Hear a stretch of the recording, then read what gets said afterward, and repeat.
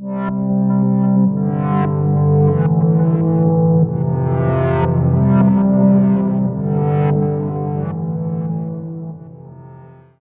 I'm Bretton, one of our MCAT tutors here at Inspira Advantage, where we help students get to medical school and other professional programs. It's time to unpack another vital MCAT subject, disorders of the endocrine system. Today, we're zeroing in on the intricacies of hyper and hypothyroidism, among other high-yield topics. Let's get into it. First, let's understand the endocrine system's role from a bird's eye view. It's going to regulate everything from metabolism to growth, working through hormones secreted by various glands.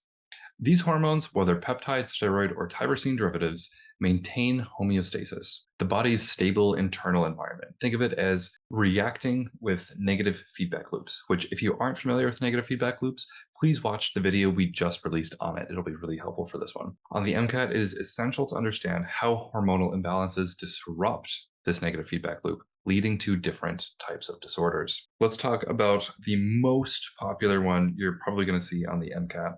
Hyperthyroidism. Let's begin with where this disease is originating. The thyroid gland, which is located in the neck. It produces hormones like thyroxine, also known as T4, and thyroidiroxine, T3, which play a vital role in regulating metabolism, heart rate, and body temperature.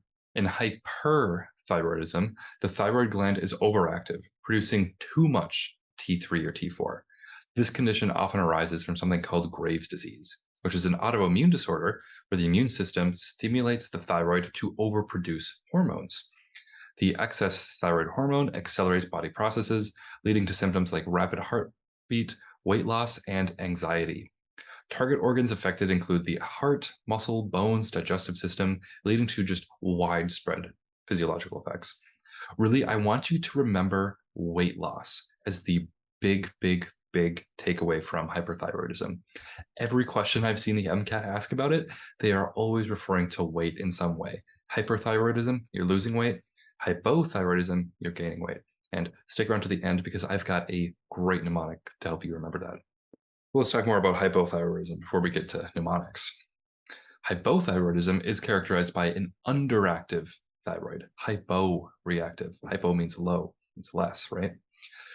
So if we have a hyporeactive thyroid, this is going to produce insufficient thyroid hormones. We're not making enough T3, T4.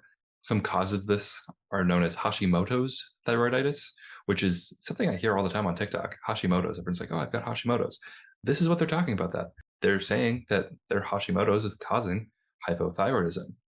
And Hashimoto's, another autoimmune disease, which leads to thyroid damage or iodine deficiency. Both of these things are vital for thyroid hormone. This deficiency slows down body processes, manifesting as fatigue, weight gain, and cold intolerance. The low thyroid hormone levels predominantly affect metabolic rate, heart function, and can also have mental health effects. Now, the awesome mnemonic here for remembering what's going on is that a hyperactive metabolism will make someone more likely to be skinny, and a hypoactive sounds like hippo. Hippo.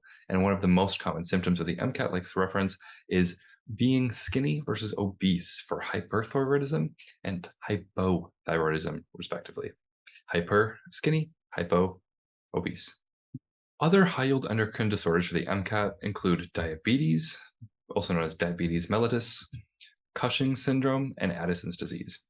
Out of these, hyperthyroidism, hypothyroidism, and diabetes are by far the ones you want to spend the most time on. Like spend 90% of your time on those diseases and 10% just figuring out what the heck is Cushing's, what is Addison's disease, just so you are not going to be surprised when you see it on the MCAT, right? Getting a high MCAT score is all about knowing more than the person next to you. And if you've exposed yourself to, oh, I've seen these words, I know what these diseases are, that can be a huge leg up when it comes to biochemistry passages. So stick around here. Cushing's syndrome is often caused by prolonged exposure to high cortisol levels. And cortisol, it's kind of a stress hormone, right? This is going to lead to weight gain and skin changes. Addison's disease is marked by insufficient production of cortisol and aldosterone, presents with fatigue and weight loss. So those are kind of two good ones. We're both talking about cortisol in a way kind of similar again to hyper and hypothyroidism, right?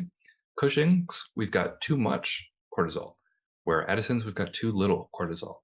That's why it's so important that we make the right amount of hormone, right? You don't want to just dump more in, you don't want to take it away. There's homeostasis. There's a balance that keeps the body functioning at peak.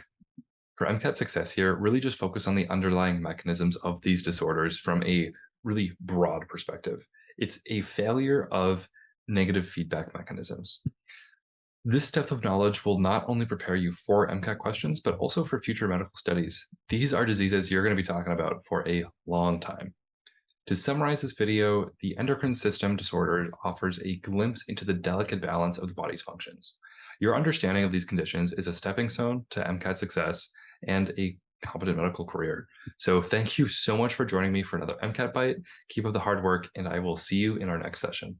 Bye-bye.